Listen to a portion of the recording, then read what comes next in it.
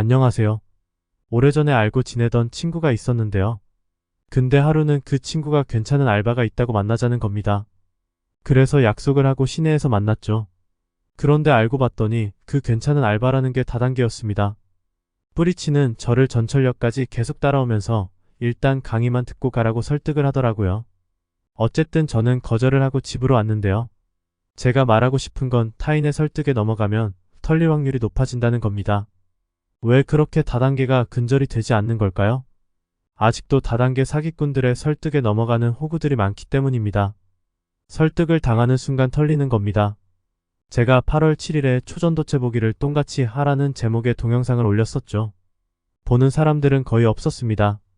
그때가 초전도체 관련주들이 한참 잘 나갈 때였는데요. 근데 웃긴 건 앞으로 초전도체가 대세라며 설명하는 다른 유튜브 주식 전문가들의 동영상들은 수만 명에서 수십만 명이 봤더라고요. 그거 보고 매수한 사람들은 지금 어떻게 됐을까요? 이번에 초전도체가 아니라고 판명되자 관련주들이 일제히 하한가가 나온 것 같은데요. 솔직히 그게 진짜 초전도체인지 아닌지는 중요하지 않습니다. 그냥 포르노 주식일 뿐이니까요. 대개 이런 주식들은 단기간에 미쳐 날뛰다가 보통 한두 달 후에는 설사로 마무리가 되죠. 그래서 전 분명히 8월 7일 올린 동영상에서 언급했거든요. 초전도체에 대해서 관심을 갖지 말라고요. 그래야 뭔가 마음이 편하다고요. 아마 웬 미친놈이 개소리를 한다고 생각했을 겁니다. 2021년에도 다들 삼성전자의 난리도 아니었죠. 전 그 당시 삼성전자가 고점이고 싸지도 않기 때문에 투자하지 말라고 말렸었는데요. 하지만 다들 삼성전자에 미쳐 돌격 앞으로 하더니만 물려서 아우성이더라고요. 그때도 언론과 주식 전문가라는 사람들이 삼성전자 찬양을 엄청 했었죠. 진짜 돈이 된다 싶으면 몰래 처먹지 동네방네 소문을 낼 필요가 없습니다. 인간이라면 누구나 좋은 걸 혼자 독차지하려는 건 당연한 거니까요. 여러분이 우연히 돈이 되는 정보를 입수했다고 가정해보세요. 그럼 그 정보를 알지도 못하는 사람들에게 떠들고 다니겠습니까? 아니면 아무도 몰래 혼자만 해먹겠습니까? 이건 제가 예전에 단타를 하다가 겪은 일인데요. 하루는 주식시장 마감을 10분 정도 남겨두고 하한가까지 하락한 종목이 있었는데요. 얼른 재무제표를 확인해보니까 영업이익도 흑자고 문 닫을 회사는 아니었습니다. 그래서 조금 겁이 나기는 했지만 하한가에 매수를 했죠. 분명히 반등이 나올 거라고 생각을 했기 때문입니다. 예상대로 다음날 주식시장이 열리자마자 곧바로 반등이 강하게 나왔습니다. 그래서 10% 정도 먹고 매도를 했었는데요. 근데 제가 매도를 한 후 순식간에 상한가로 말아 올리더라고요. 동시에 어느 기업에 인수된다는 호재성 뉴스 기사가 떴죠. 그러니까 이미 세력들은 알고 있었던 겁니다. 때문에 전날 세력들은 싸게 매집하기 위해서 강제로 하한가로 보냈던 거라고 봅니다. 그 종목은 그 후 점상으로 날아갔는데요. 3배 가까이 상승을 했었습니다. 아, 진짜 열받더라고요. 때문에 여러분은 주식 투자를 할 때 세력의 입장에서 생각을 해볼 필요가 있습니다.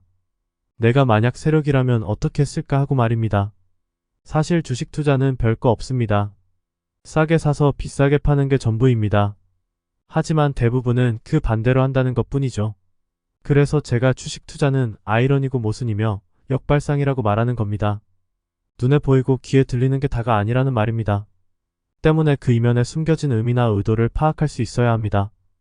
예전에 이런 알바가 있었는데요. 영업장에 가서 하루 일당을 받고 손님처럼 행동하는 겁니다. 아마도 업주가 매수자한테 비싸게 팔아쳐먹고 튀려는 수작질이겠죠. 또 이런 경우도 있습니다. 30년 전인가 어느 부자가 써먹던 방법인데요. 평소 구입하고 싶은 아파트들을 물색해놨다가 매물이 나오면 자신이 직접 가는 게 아니라 아는 사람을 보낸답니다. 그리고 일부러 낮은 호가를 부르게 한다고 합니다. 그 다음 자신이 직접 찾아가서 그보다 살짝 높은 금액을 제시하면 계약이 잘 이루어졌다고 하는데요. 정말 무섭지 않나요? 세상이 이런데 주식시장이라고 다를까요? 때문에 주식시장에서 보이고 들리는 걸 고지곳대로 믿어서는 안 됩니다. 어떻게 하면 여러분에게 덤터기를 씌워서 한탕에 처먹으려고 잔머리를 굴리는 곳이 주식시장이라는 겁니다. 그러니까 초전도체로 털린 거죠. 설득을 당했거든요. 온통 초전도체로 인해 천지개벽이 일어날 것처럼 마케팅을 하니 말입니다. 그래서 제가 초전도체 보기를 똥같이 하라고 일러준 거고요. 될 수 있으면 초전도체 같은 테마주들은 쳐다도 보지 마세요. 그냥 포르노 주식일 뿐입니다. 불기둥 쇼를 보여준 다음에 고점에서 호구들한테 대량의 매물을 쏟아내고 튀는 거죠.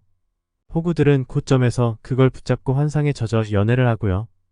때문에 부스러기 좀 주워 먹으러 들어갔다가 설사를 된통 뒤집어 쓸 수 있습니다. 유혹한 다음에 홀라당 털어먹는 거죠. 거기다 테마주들은 지 꼴리는 대로 급등과 급락을 반복하기 때문에 붙들고 있으면 불안해서 잠도 제대로 잘 수 없습니다. 테마주와 같은 포르노 주식들은 몸과 마음을 피폐하게 만든다는 것을 아셔야 합니다. 그러니까 테마주는 우연히 바닥에서 잡았거나 진짜 이런 쪽으로 실력이 특출나지 않다면 만지지 않는 것이 좋습니다.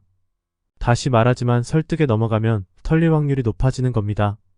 제발 가스라이팅 펌프질에 놀아나지 마세요. 양의 무리에 합류하지 말고 외로운 늑대가 되십시오. 홀로 생각하고 홀로 사냥하는 법을 알아야 합니다. 주식 단타 10년 만에 다 털린 제가 경험자로서 말하는 겁니다. 제가 아무리 이렇게 뜯어말려도 듣지는 않겠지만요. 깡통을 차보는 것보다 값진 교훈은 없기 때문입니다. 저는 15년 전부터 줄곧 이런 생각을 했었는데요. 앞으로는 농촌에 기회가 있는 게 아닐까 하고 말입니다.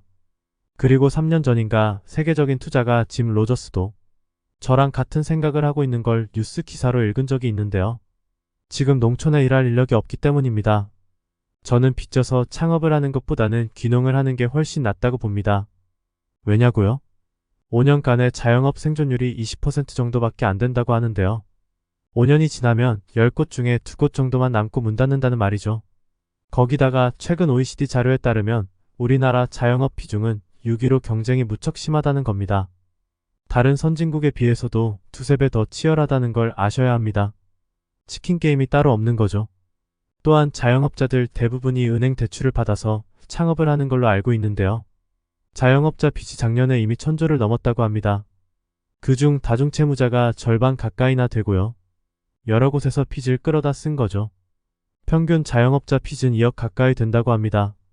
그리고 폐업을 하게 되면 점포 원상 복구 비용만 수백만 원에서 수천만 원까지 든다는 겁니다. 폐업을 할 정도면 대부분이 다중채무자의 신용카드로 돌려막기를 하고 있을 확률이 높다고 보는데요. 폐업도 쉬운 게 아니라는 겁니다. 폐업을 하는 순간 은행 대출도 한꺼번에 다 갚아야 하고요. 그래서 울며 겨자 먹기 식으로 폐업을 못하고 계속 영업을 하는 분들도 많다고 들었습니다. 인생 막장으로 가는 지름길이 자영업이라는 것을 아셔야 합니다. 어떻게든 되겠지라며 쌍팔년도 마인드로 창업을 했다가는 한순간에 똥되는 겁니다. 현실이 이런데도 빚을 내서 창업을 한다는 게 미친 거 아닌가요? 가진 거 다 털리고 신용불량자가 된 다음에 질질 짜봐야 그땐 늦는다는 걸 아셔야 합니다. 때문에 차라리 귀농을 하는 게 낫다는 거죠. 제 말이 틀렸나요? 요즘 농촌 인구의 급감으로 귀농을 할 경우 정부나 지방자치단체에서 각종 혜택을 많이 주는 걸로 알고 있습니다. 거기다가 농촌에 빈집이 널렸기 때문에 그냥 들어가서 살아도 뭐라고 하지도 않을 겁니다. 아니면 몇 백만 원 주고 구입을 해도 되고요. 그것도 아니면 집주인한테 1년에 한 10만 원만 내겠다고 하세요. 오히려 집주인이 무척 좋아할걸요. 빈집으로 놔둬 봐야 망가지기만 할 테니까요. 먹는 건 마당에 텃밭 만들어서 자급자족하면 되고요. 크게 돈 들 일이 없습니다. 그러면서 농번기에 일당 받고 일손이나 거들면서 생활하면 되죠. 지금 농촌에서는 하루 일당 15만 원을 줘도 외국인 계절 근로자를 구하기가 어렵답니다. 그리고 농촌을 배경으로 유튜브 콘텐츠를 만들 수도 있습니다. 놀면 뭐합니까? 쉴 때 부업 겸 심심풀이로 농촌생활 동영상을 만드는 거죠. 그러다가 잘 되면 인기 유튜버가 될 수도 있는 거고요. 앞으로 우리나라 농촌도 스마트팜으로 전환될 가능성이 큽니다. 때문에 정보통신 기술이나 로봇을 이용한 최첨단의 효율적인 농업으로 도약할 날이 올 겁니다. 예전처럼 육체적 노동으로만 농사를 짓는 건 이제 서서히 사라지겠죠. 그럼 농촌에도 기회가 생기지 않을까요? 농촌이 블루오션이 되는 겁니다. 오히려 도시보다 농촌이 더 잘 사는 세상이 올 수도 있습니다. 제가 미친 개소리를 하고 있는 걸까요?